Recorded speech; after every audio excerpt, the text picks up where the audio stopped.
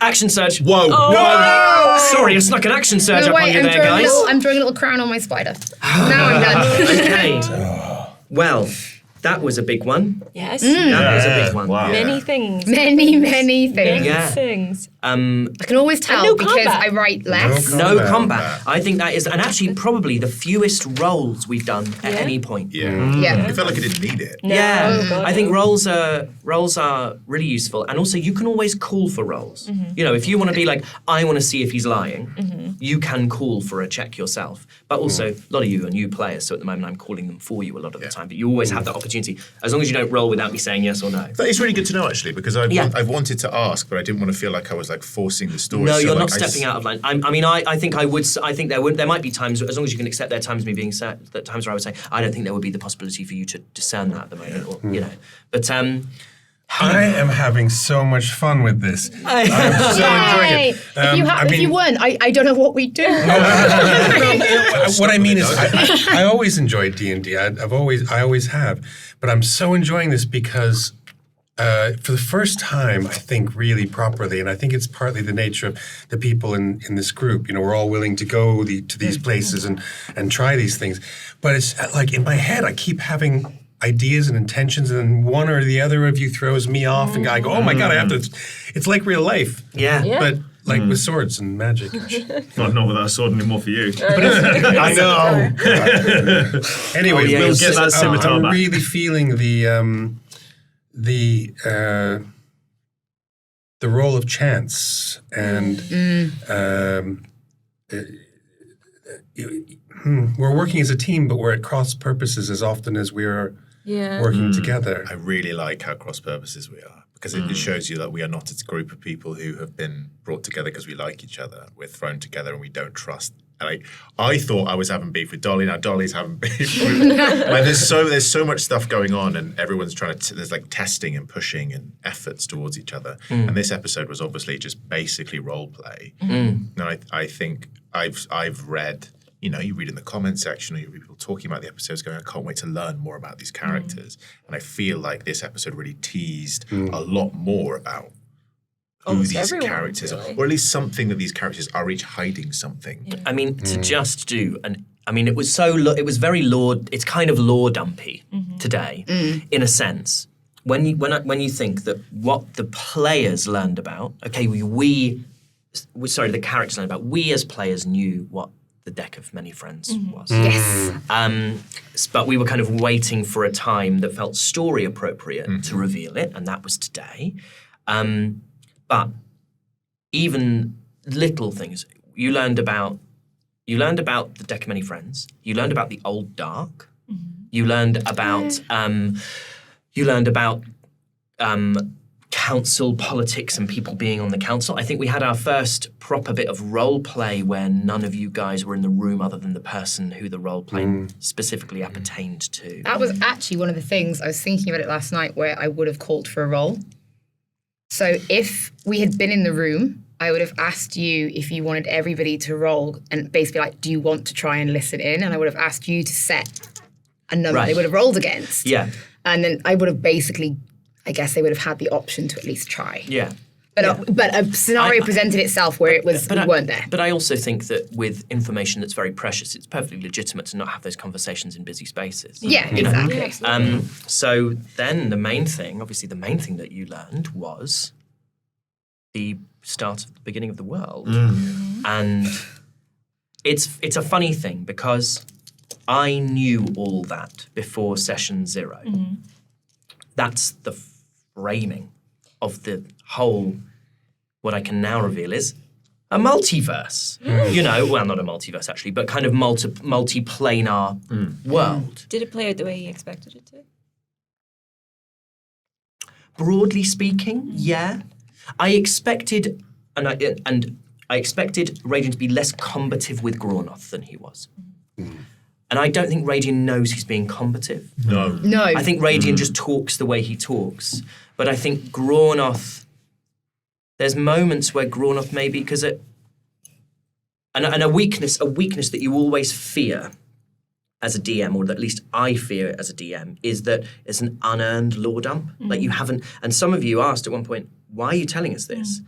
And the truthful answer is because you were there and you saw it. And if everyone needs to know, but Grawnoth feels like you're the people who. How could he have said to you up on Mount Atria, "I'll tell you when I tell everyone else"? Yeah. He said he'd tell you, and he keeps his word, so he tells you. It's truth. It's truth. That's the dating. And I think what I wasn't expecting was for there to be a response from you guys of like, what do we do? Because he's like, what can you do? Yeah. You're level 4. Yeah. Like you don't have the power to cross between planes of existence and prevent entire, what potentially is cults and organizations rising up. You're But we also relatively don't want junior to. members of the web. But you don't want to. No, but I think as players, what it's quite easy to forget as a DM is that players are all, and it's why the web is great, because the web is always giving you missions. Yeah. And you kind of got to do the missions or you're sort of dead, or at least you're on a list that you don't want to be on right now. And I didn't think that you'd interpret it as a mission. And that was really interesting to me. I think there's a bit of metagame in there that were, if I remember correctly, I think I was at least one of the people who said, what do we do? But it's that feeling of, this is, almost like feeling the need to give ourselves a mission. Yeah. I don't want to feel like we're stood around doing nothing. You're all Morgan in the chamber of Ignace, being like, someone tell me what to do. Yeah, that's it. We've like experienced this world-altering thing, and now it's like we can't just go back to not knowing that big thing. Yeah. I suppose that's a very human, it's a human thing, which is if you give us information, what do you want me to do with that information? What do I do with that? How do I action that in some way? And I was tying it into, I didn't expect you to say this, which was about the deck of many friends and how the fact that there is this deck that is tied to Radiant that also just happens to have the same decorations that happens to be on the back of the thing. And I was like, that's weird. It is. It was so hard not reading the emails. So I was on the emails. Oh, yeah, of that course. Harry, So when we were designing all of this stuff, we I sort of managed the agency that was helping. So We Are Reach made everything. Yeah. But I had to be on the emails where I'd be introducing Harry, so that Harry would have, and I'm trying to not read the emails, but at the same time scroll to the bits where they like need Holly to do something because I didn't, and that was. I'm trying to find, because I think I maybe sent you messages where I was like, Please don't. please, is there any way? I'll see if I can find it, but it is something about like me saying, is there a way that you could take yourself out of this loop? Yeah. And you were like, not really. Like, Like we're on I will deadline. I'll do it through that, but But I didn't look. no, I trusted that you didn't. Well, also like this, I don't understand funny, but you just ruin it for yourself. Yeah. Do we want to talk about the deck a little bit on this, or is that something for another time? Of like, Yeah, I mean, we can talk about the deck. I think we should maybe talk about the deck a little later. I think what we should kind of. Well, I really liked how it was revealed because, as you said, there's so much that's down to chance, and it's like the sequence of events that led to it being revealed felt quite organic. Yeah, Beautifully done, by the way, the way it was explained, the whispering, like I genuinely, I could feel it. good. Like it was, for everyone who is involved, like with it, like really, really beautifully done. It reminded me of the. I only have 2 references, which are not another D&D podcast and Lord of the Rings, and also the film Moonlight. Which we know you love. Which I love. I love Moonlight so much. No, like he really, It's so really loves good. this It film. comes up At least Monte 3 or Road is the 4 greatest times point. every Yeah, time yeah, it's yeah. filmed. It came up this morning. Yeah, exactly. Like more than once. Yeah. When Pippin holds the palantir. Yes. Yeah. And it sort of starts to consume him. It's a very, very minor version of that. I just think it's really important that all the group know about it now. I felt like it was the time for everyone to know about it. And it was so wonderful that the emergence of it would have been completely undetected were it not for the fact that Kelnis had overheard a conversation. Sorry, that's what I meant. Had seen. I asked myself whether this was the moment to reveal the deck when we were talking afterwards, and I'd seen that the night before. I thought I could not mention anything now and save it for later. Could be a conversation that I only have with Radian at some point. Yeah. And then I thought, no, this is going to be perfect call beautifully. Yeah. It's So the deck is we can talk about the deck. Like the deck is part. Is it going to be a big part of the story in a sense that it can affect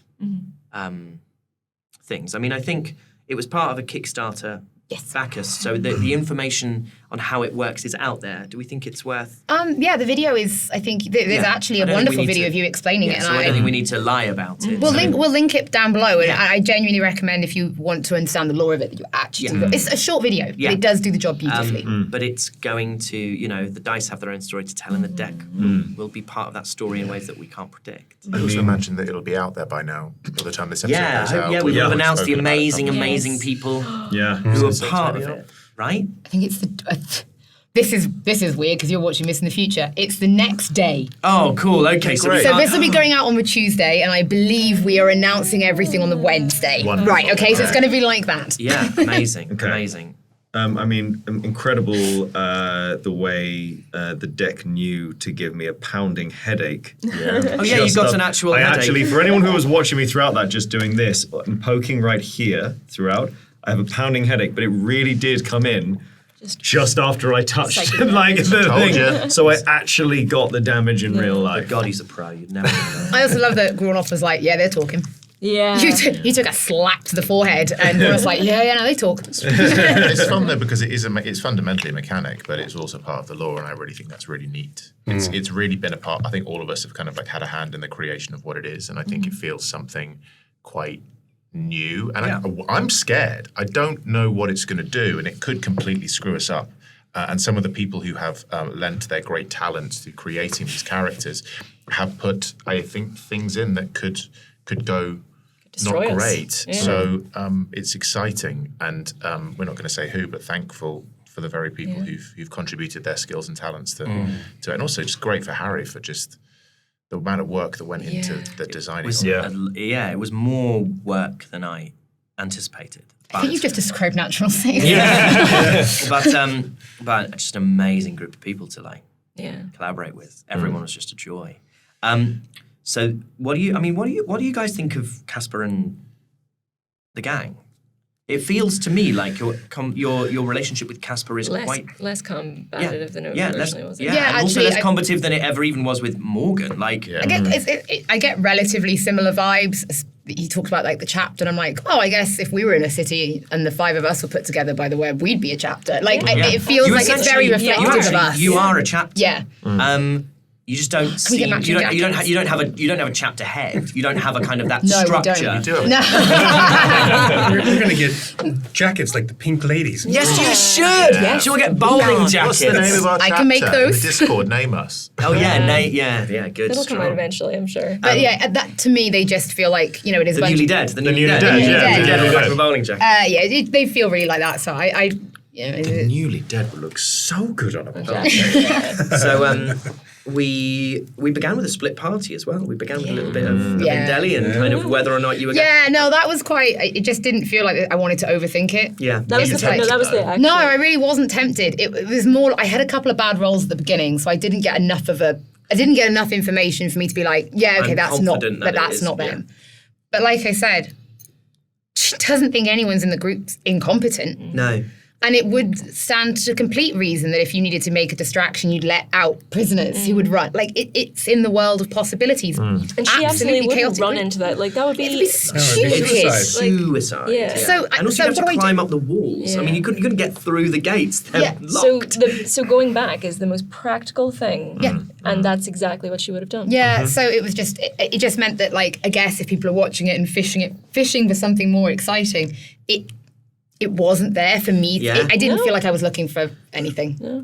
And then we had the discussion with the deck of many friends, and we had various things that happened. And as I said, we had our first moment where someone stays in the room with me and everyone else leaves. How does that feel as the people who are outside the room? Very intriguing. It's great. Yeah. Because you go out into the kind of area where we all hang around and where the production team are working on everything, and they've muted all the mics so that you can't hear over it. Fold back what we're Yeah, like when you talking just about. kick you out and you just go listen at the screen. Yeah. I imagine we will have recorded, we'll have done other episodes by the time this airs, so it won't be the first time that Yeah. we witness that information. But that's quite cool. Yeah.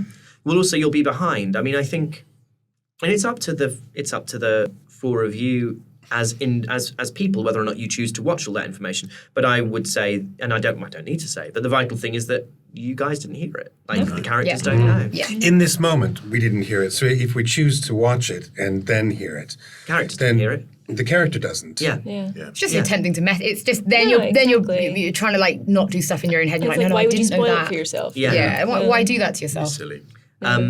And then we went to see Gronoth.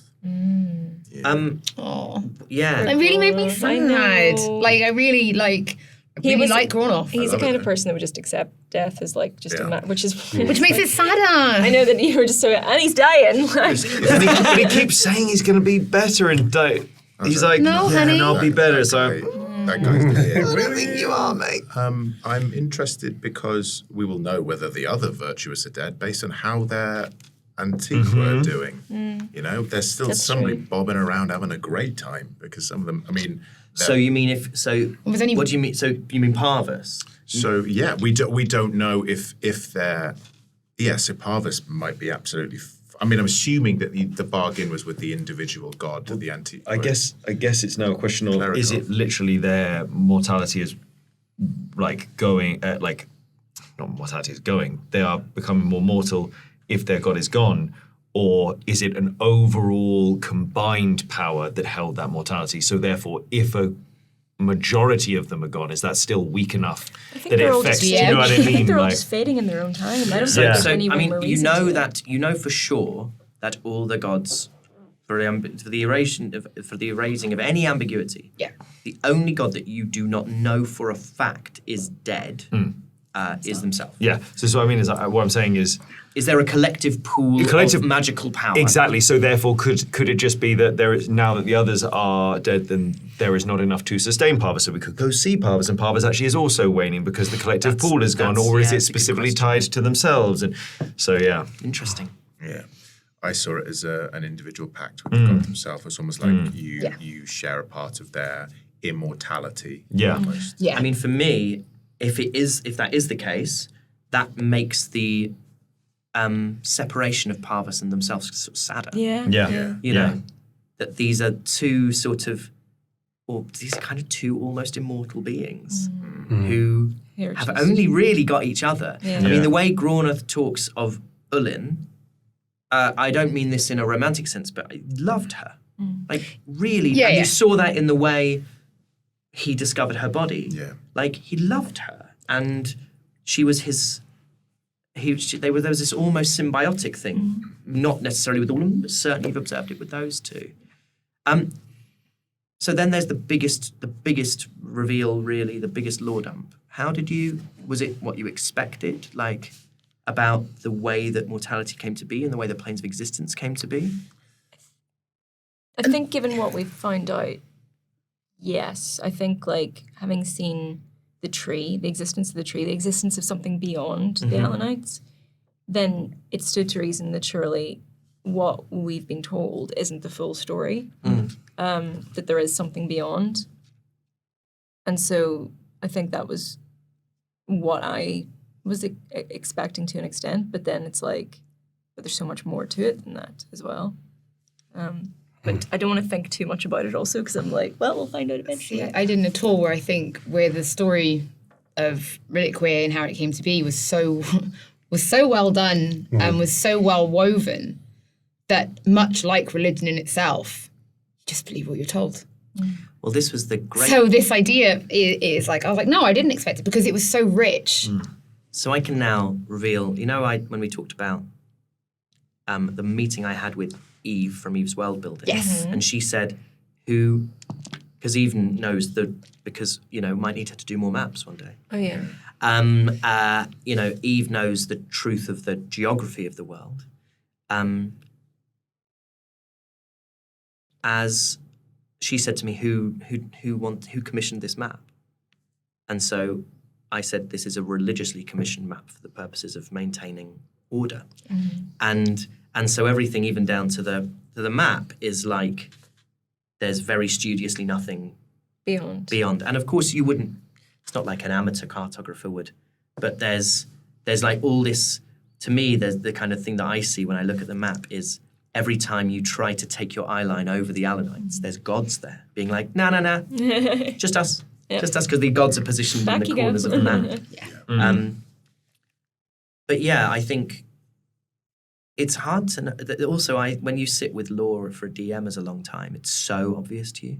Like, it's like, oh, God. And the temptation is to go back into that lore and tweak and make it more interesting to you, which doesn't necessarily make it more interesting for the players, or in our case, for our audience, and it doesn't make it any clearer. Like, I hope, and there's still lots of terminology, but I would really hope that it's quite simple now.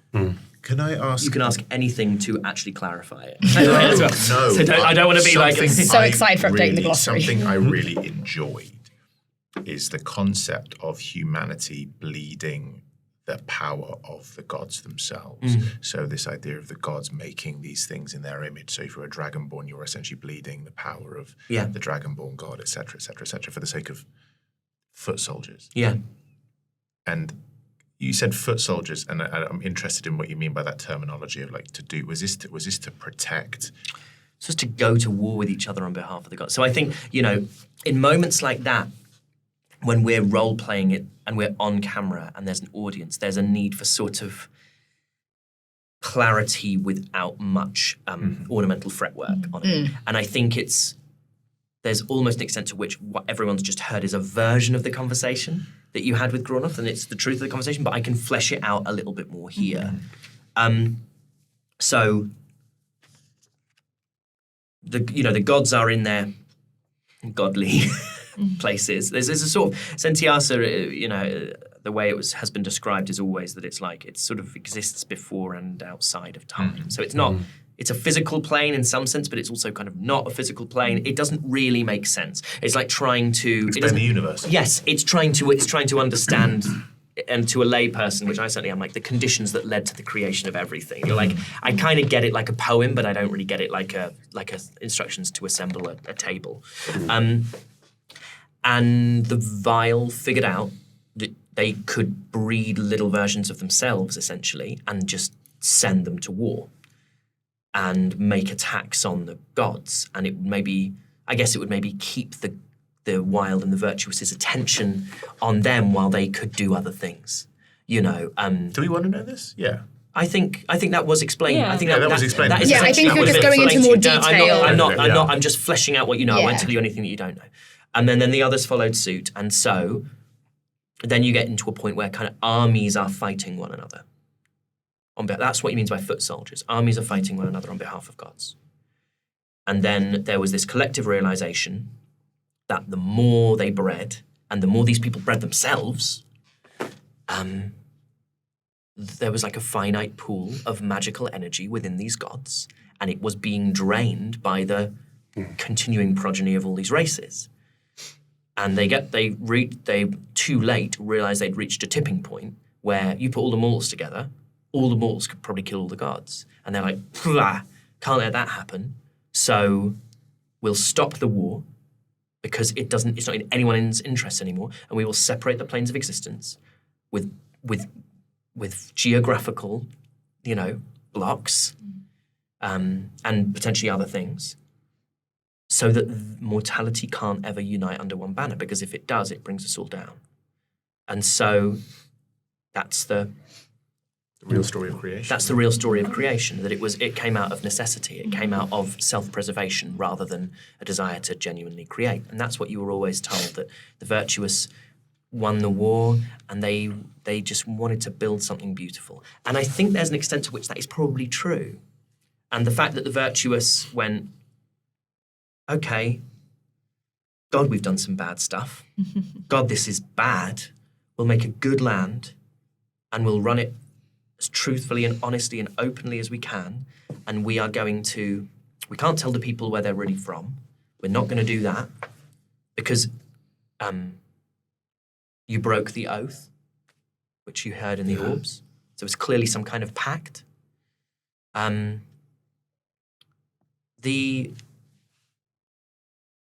went, well, we're going to run this as honestly as we can, and we're going to give these people as much knowledge as we can. And it was only when, about a century ago, something happened which withdrew yet more power from them, that they went, oh my God, this might be it. We got to get out of sight because we're the figureheads for everything. And if the people see us weak, we can't have an open city anymore. We've got to get out the way. And then they died. So, that was 6 months of my life. What do you think?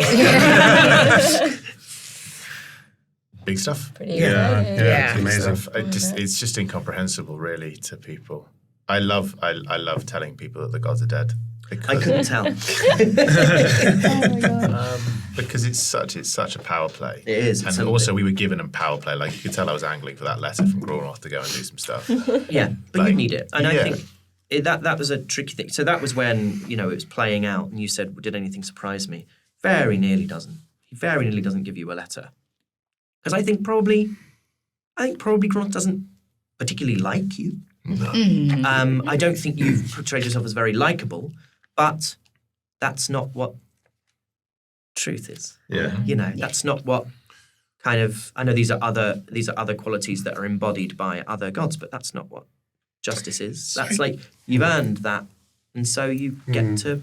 Speaking of truth, if we get to find out, when we get to find out, I am so intrigued to know to what extent were the terrible things that the virtuous did. Because obviously there's, I think, terrible things have to happen in times of war, but to what degree? And it's like, to what degree are a group that call themselves the virtuous truly virtuous?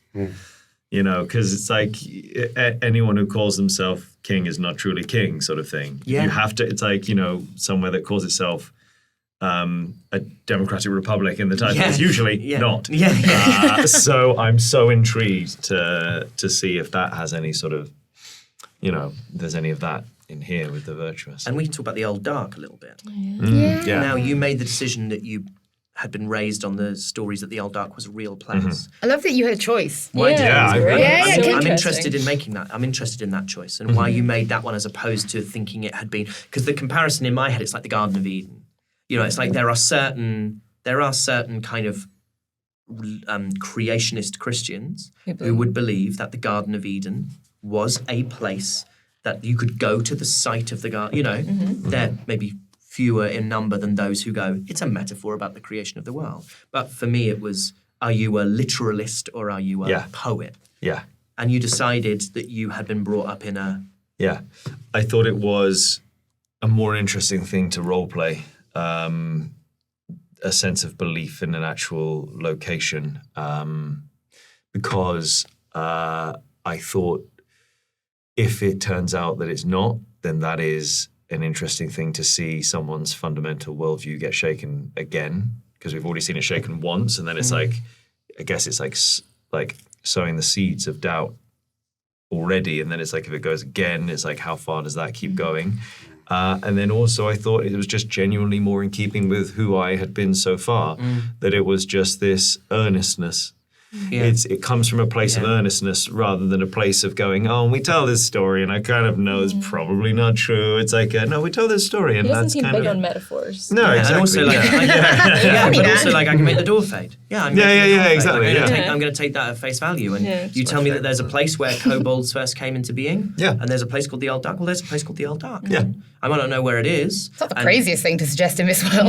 And it's a wonderful place where there's many high chests, Yeah, so many. Where every chair is high. And they've all got little tables. Yeah, the down. hinges are going to go down a storm. I do really like that in an episode where there was so much like world building and like sort of world reveal and big things happening, that there were so many moments for each individual character as well. That's why it felt like so much happened. But it all happened in what felt like a really organic way. I'm glad. I'm glad to hear that. I think as we're playing like, I think really quite high fantasy D&D at this point. And there is a version of D&D which I love, which you can see in things like you can see in things like Worlds Beyond Number, where they're just some people. And I mean that in a really great sense. And you are just some people as well. But I also think that, I kind of made the choice to make, that you've kind of got your own emotional waypoints throughout these I do want you to feel overwhelmed by everything that's happening. But I also want you to feel like it personally affects you rather than you're on the sidelines kind of watching it through glass. That you guys have the chance to, that in learning about the world, you're learning about yourselves. That's what I want. Even on these great, big, fundamental kind of world-building levels, that there's something in them, I hope, that is reflections of you, and that you're getting to kind of be part of it. It was obviously massive.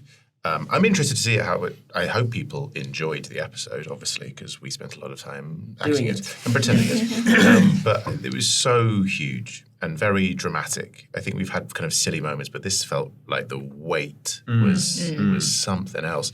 But there were those really beautiful moments of relief. I thought the spoon moment was beautiful. I thought the fade moment was beautiful. There's a lot of stuff around to be honest, but it's about, because you started the episode like that you've never really been hit, but in the last episode you were down. You took damage and you've never really experienced that. And then you took damage again with that. Like you have, in this narrative anyway, we've never really seen you take much damage at all, and then you're just like taking a lot of damage. And there was beautiful moments of like, oh man, the fun kid's kind of lost his groove a little bit. Yeah, and I think as well, like, how fundamentally he believed going into this is my thing. Because he literally, that whole moment where, with Casper, and he's like, but yeah, boom, takes the thieves' tools, and Casper's like, oh, nice, okay, yeah. And the degree with which I is just like, I know this and I understand this, and for it to literally all go down the drain, was just like. So do you think I've used the mission as a failure? Yes. And it's very interesting because there's this,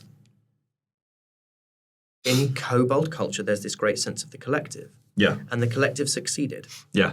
But I, who is a collectivist, is having this moment of individualism going, utterly.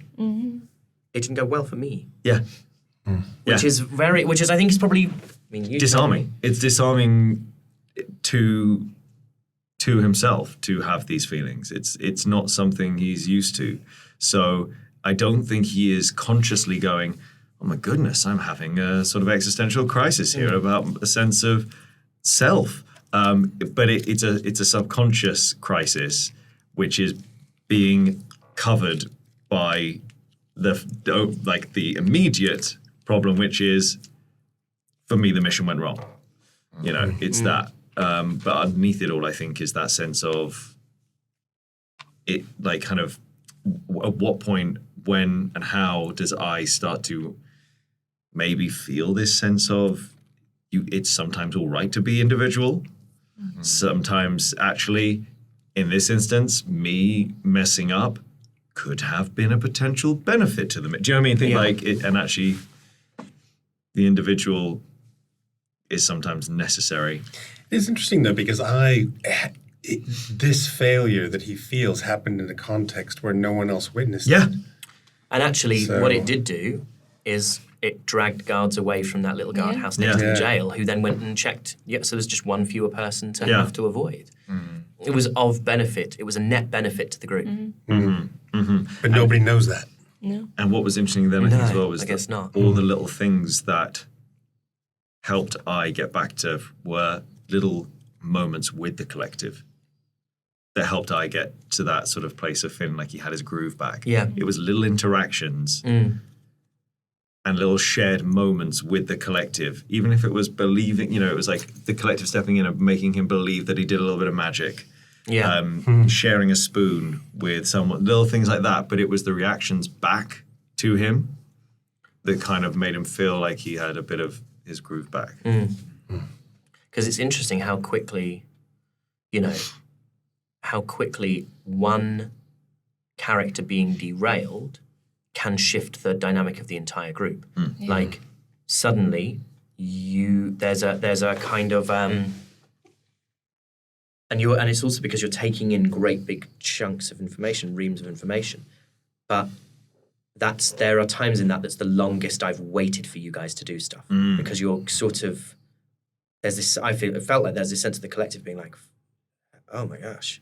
Yeah. Right, okay, what do we do? And with I taking a kind of back seat, he's normally so front-footed, it changes the dynamic of the group completely. Which is something also as well I wanted to kind of explore. Yeah, no, totally. Yeah. I mean, it's not interesting for a character to start where they finish. Yeah. No, and also, of course this was going to happen, but it's very interesting to see how each of these characters is developing as well. I is gradually becoming more socialized. Yeah. It's a long time since you greeted anyone like that. Yeah. I keep half expecting you to do it. It was there was a half one that I did to what was the name of the dwarf at the gate protecting Grornoth? Brynhilde. Yeah. There was a sort of it is I, but it was done in a sort of more performative. I wasn't expecting Yes. because I had got used It's almost to like the it was fact just that, the way the words flowed and the hand the flowed. front of the hand, and it was almost a more sort of human elf, sort of like a greetings to you sort of thing. It was like that, which can kind of make sense. You would see how that action, sort of how kobolds have adapted what already exists as a kind of general sort of like, hi there. And it just felt right to put the hand out, but not expecting that moment. I had that moment with Parvus, and it almost cemented the thing of, okay, this is just a kobold thing then, to I's mind. Right. Ben, the player, is frustrated but also intrigued by the dice roll of, what are you hiding, Endelian? What is it you do not You know what? wish And to again, say? we keep joking about the dice always know. They do. Every time where it was like, Dice were in my head, I was like, we don't know what I'm going to do if I fail this roll, and I It's good, didn't. though. And it was really nice because it was that kind of like, I really needed to roll well there, and I did. Yeah. It felt really narratively satisfying that Yeah. every single place we went into, this idea of something was catching up with you and we just weren't getting it. We were on some other mission, something. And, because we wouldn't, it's not, we don't have any reason We don't to have do it, time. right? Yeah. It's like you wouldn't care. We're kind of distracted. It's almost like narratively you walk in, you hear something, go, oh, turn around, not going Yeah, there. not that what we're doing left. Yeah. And then Yeah. you met Trusk at the end of the app. Council of Equals. In Delian, the bit when he was like, none of you have got any weapons here? Like in Delian, just like, But it's I think Trusk is someone who you said to her, do you trust all the people you're with? Trusk believes fundamentally in the role of the Council of Equals. She thinks it's really important. She believes in it as an institution. She believes it's going to keep people safe, and therefore, of course, she believes that everyone is trustworthy in it. Which is why it was the one time where I wanted him to be like God's The dead, Gods are because dead. it clearly, us withholding my information, was not going to have the effect that we needed it to have. Look at it from her point of view. You haven't told her anything. No. You've this group that you saw in the forest, to her mind, are a group of gangsters, a group of thugs, a group of whatever, a paramilitary group, whatever they might be. But the Reliquary's been around a long time, and people have been killed and people have lived, and her friend Rashid has gone missing. But he kind of, he disappears sometimes. So he's not necessarily, it's an amber flag rather than a red flag that he's disappeared. you weren't giving her anything that would make her go, I must alter everything. And also she said, I'll put more guards on. Dolly didn't want to. Yeah, and you're absolutely quite didn't right want that to. you wouldn't want to, but she's going like, well, I'll put more guards on. I don't. What do you want me to do? There is nothing. She's reached the edge of what she can offer. I also felt like we just had enough information to prove that we knew what we were talking about. The confidence of being like, why do you think we know Grornoth? I have the evidence to say this information is true. Yeah. We are representatives of, quite literally, the God of truth. Yeah. And I really liked you looking over because I even said, does anyone want to stop me? Because I'm just going to go and do it. And it's like give him an inch and he's going to do that. And it wasn't a great idea, but I think it helped our cause. And it's Radiant always wants to ask for something in return. Yeah. He knows conditional love. So he knows that like there is something, if you give, he doesn't know love, but the idea that like if you do something. He knows transactional relationships. Transactional relationships, that's what I mean, sorry. And that's what he knows. And so that's what he asks for, which is like, I do something for you and you owe me something. Yeah. You owe me something in return now because I've done this good thing for you. Well, the web makes sense as a structure to Radiant as well. Like it sucks, but it's like, well, I'll keep doing shit they ask me to do, and eventually I'll do enough things that I'll go. Yeah. And then I'll go maybe with a bit of a payout. So so Radiant's turning up being like, I've told you this thing now, be thankful and give me something for this. Yeah.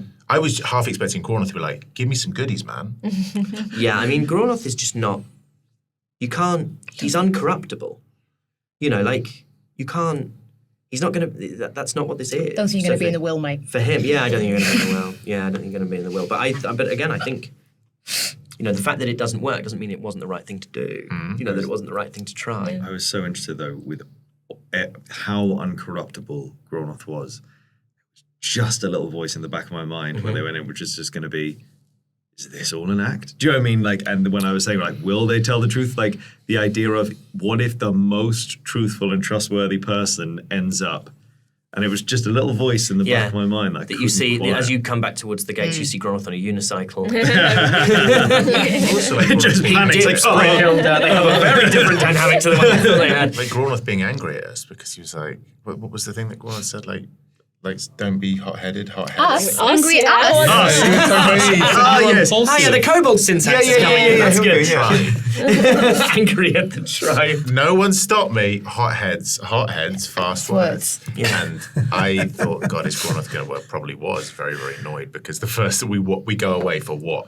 An hour and come back, and then suddenly the head of the council stormed. No, I didn't necessarily expect you to go straight to the council. Thank God I had it built. Yeah. But I didn't necessarily expect you to go straight there. I didn't know if you'd ever go there. But it's something as a DM that you have in your back pocket. And then as soon as you start making those, and then I remember who I'm playing with, and I'm like, of course. What do you expect us to do? I don't know. I mean, maybe. Your voice went up a whole octave. You know what I think I probably did? I got really into role-playing Grornoth as sick. And I think I made him a bit sicker than I'd anticipated making him, and a bit closer to death. And so suddenly you were all like, "You're going to die. We have to tell them now." And I was like, "Oh, I know he's going to die." So yeah, I think had he been, because behind the screen when I was prepping this weeks and weeks and weeks ago, I was like, "Oh yeah, he'll be in his study. He was going to receive you in his study, and he was going to look a little bit crappy, but like he'd had a couple of nights of really bad sleep, and like he was aging, but not like he was aging like he was." And then I was like, no, I think it's just a more kind of, it's more shocking for him to be. Well, the last time we saw him, he was in battle. He was swinging Yeah. like he was, he was Swinging it strong around. Like smashing doors down on Mount Atria. So you have done almost impressive work, Radiant, to take him from the way he was treating you on that mountain to the way he feels towards you now. But has gone from being like, look, I understand. He does, but he does still understand. He doesn't think, and he went out of his way to be like, there's lots of good things about you. But not everything you are is useful all the time, which I think is good advice for anybody. But it is like, there are times when Radiant is a huge asset. Yeah. And there are times, he's your Medea. Like he, Don't give him a skin I'm tight. not- Not I on said his this to you car. after the session of the last one.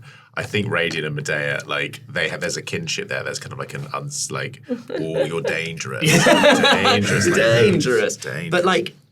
So I made the decision because I thought it was more cinematic in a sense, and more impressed upon you the importance of the moment to make Graunoth weaker. And then of course, you're going to go, well, we need to give them. I assumed that Graunoth would give that message, and that maybe you'd accompany him. So in fact, as I've got little bits for that I'd written a long time ago for the estate, and it's like. I've got, you're giving up all your weapons. It's like, I have it in brackets like Graunoth does.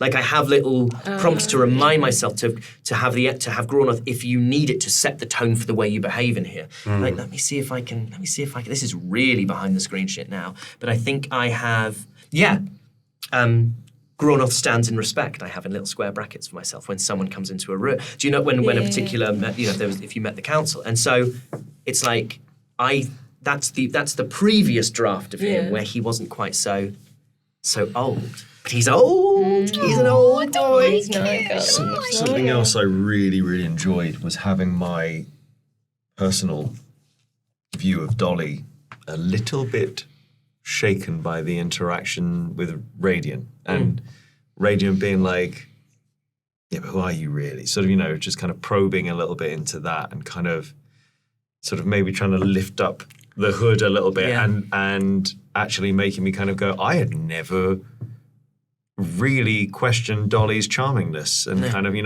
that and what might be beyond that. And suddenly I was actually sat here like, oh, yeah, I mean... Maybe it's not always a tool for good. Very often, the most charming people can be like some of the most duplicitous. And Look at me. Absolutely. Little marshmallow.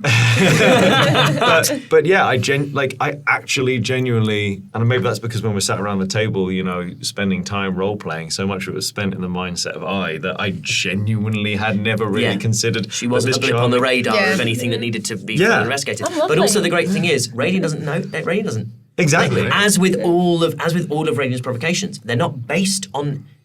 They're not really based on anything, Also, are they? by the way, I do not condone this incredibly toxic behaviour. Me as a person, I'm not like Ben this. Starr would like to make a public safety announcement. But I would because I think it's very easy for people to maybe be seduced by Radiant's bluntness and seduced by kind of the attractiveness of maybe kind of that lawlessness and that recklessness of that sort of behaviour. But fundamentally, it's very, very dangerous.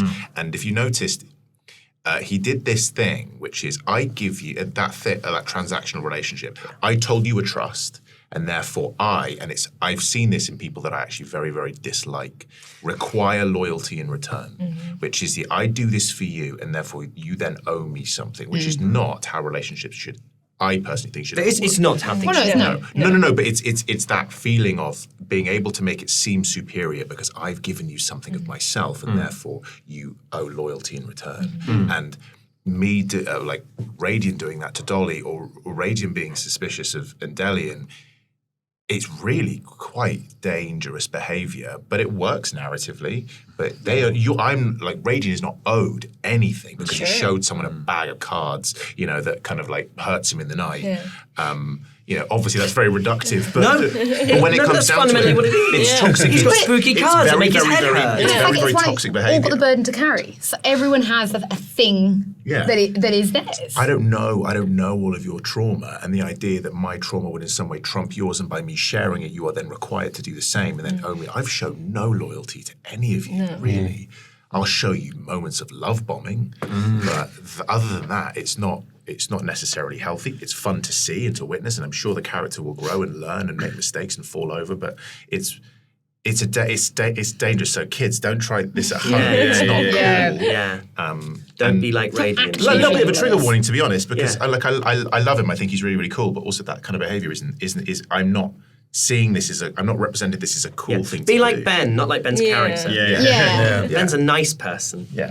But I think that He is could be right. said of many of us in some ways, I mean, Endelian's got a hard edge that isn't necessarily. Yeah, but there's a softness. And I think, there is. yeah, and She's I think, taking care of the little one. yeah, and I think that again speaks to Endelian's background. She's not been by herself and a bitch the entire life. There is a history. There is something there. Like there is softness. But like you're right though. This is like it's in every character. There is stuff. We all understand that like baking a fundamental flaw into a character is going to make things more compelling and is more interesting to role play. Yeah. And it's things like having the hard edge, but having that like softness, like the softness is the nice side, and we kind of go okay, and we can see that it's there, and the hard edge is protective, and then you kind of go, but sometimes it's a little bit brusque, and it's not helpful, and then with it's things like realizing that reliance upon other people for your own sense of worth is also like that's an unhealthy thing, and there's a naivety to I as well. That he just takes everything at face value. He's not worldly, and it might be cute at times, but it's also not necessarily something that people should always find endearing because there needs to be a sense of independence. And there's all these moments that every character has that is like I think makes it way more interesting to role play and watch role play. Well, with that said, shall we roly-poly? yeah. Roly-poly play. This time. So I get to talk now about my favourite part of the episode. And I think I will say my favourite part of the episode, in the broadest possible terms, was the little drip feeding of Endelian having a secret.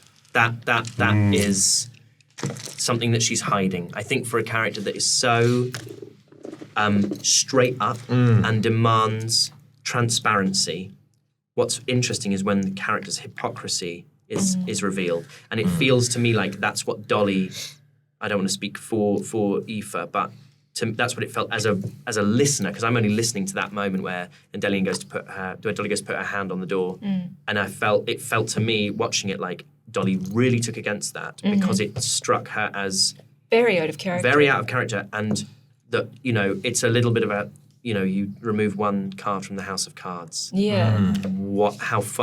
Sort of how deep does the rock go with this? And that is a very exciting thing. And also it was, we haven't even spoken about it in the app, the Spider Prince. I think that's my favourite cliffhanger. That's quite terrifying. That's your favourite cliffhanger so far, yeah. That's huge. We ended the first one with a god being dead. But I knew that was the end point, and I didn't know that was the end point. I didn't know where you were going to get in these episodes. In that moment with the Spider Prince wanting to see us, there's a little bit of me which is just like, does that mean that the information about the gods has only just arrived back with him, and then it's come back to us? Could be entirely unrelated, exactly. Could it also be that there's an immediacy with which the Spider Prince knows that we have spread the information beyond the web and is like, no. Is he an actual spider? Is he a prince? Does he have? Where's his power deriving from? I was genuinely relieved. Well, because you're like, there are going to be grown-ups in the room. No, because a lot of this episode was, I think, was on the back end, was also like, what are we going to do next? What are we going to do next? It was very, very clear that we didn't really have a, what the hell are we doing next?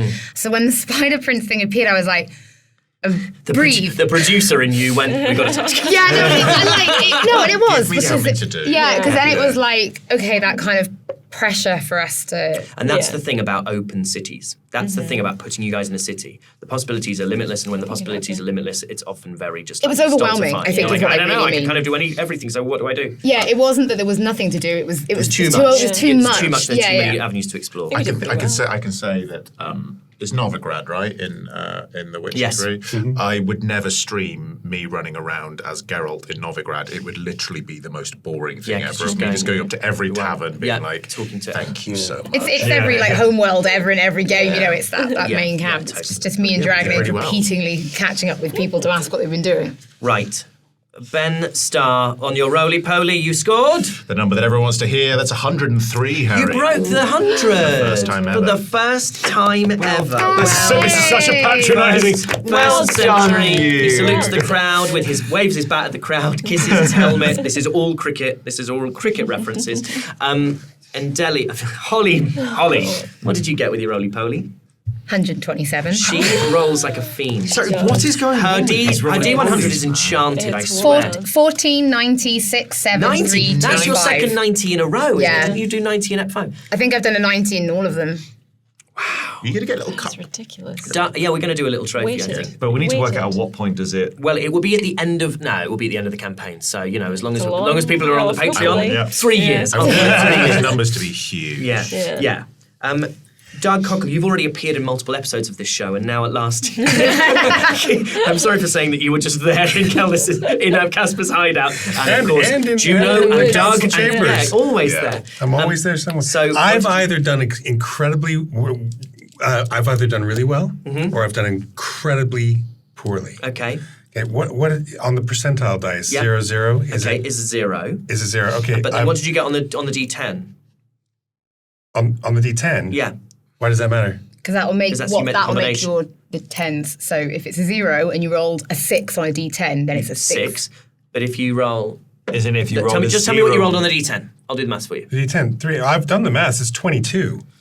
Yes. If no, the but 0 just- counts as 0. No. it Okay, so Sorry, yeah. here's how this works. The I don't think we've been doing mechanics. Your D100 has 20, 30, 40, 50, whatever, and it has a double 0 on it, and your D10 has 1 through 10. Yeah. If I roll these, I got a 60 and I got a 10, which means I got 60. The highest that I can roll on the D10, meaning that it's the top of that number, and the 60, the 6 relating to the 60. If you get a 0 on both, a 0, 0, and a 0 on the D10, it's 100. Okay. But for now, you got a 0 on your... I got a 0 on the percentile dice Yes. and a 3 on the D10. Yes, you got 3. That's what I thought. Yeah, great. Yeah, Yeah, so you my got total is 22. 22. Yeah. That's my favourite one. That's why I said I've either done well or I've done It was incredibly either poorly. So I got a 120. It was either 119 or 22. Yeah. Wow. Yeah, that sucked. 119. Yeah. I do not understand. Maths is not my. No, I do not get this. Don't worry about it. Anyways, I got a 22. Alex Jordan, My lowest yet, 58. that stinks. That's a stinker. Although, not good. what have you got for a Sifa Wilson? 122. Literally Back 100 more than I Doug. know. Wow. How does it feel to be back in the game? So good. Finally. She's in. Oh my Tag God. me in. How does Tag that me in. saddle feel? Come on, I'm coach. ready, She I'm thought ready. she was done. She thought she was finished. Now Pull me she's back back up in. again. Right. Thanks, everybody. If you're watching this on... Thank you. Wow. Thank you. Listen, it's my pleasure. Thank you, everybody, for joining us. We will be back next week with... Well, I mean, yeah, if you're watching yeah. this down the Patreon poop pipe, Yeah, the That's what we're calling it. It's here. Patreon poop pipe. Please I don't know if I like that. Song. We've been Natural Six. Thanks very much for being here. We will see you soon. Bye.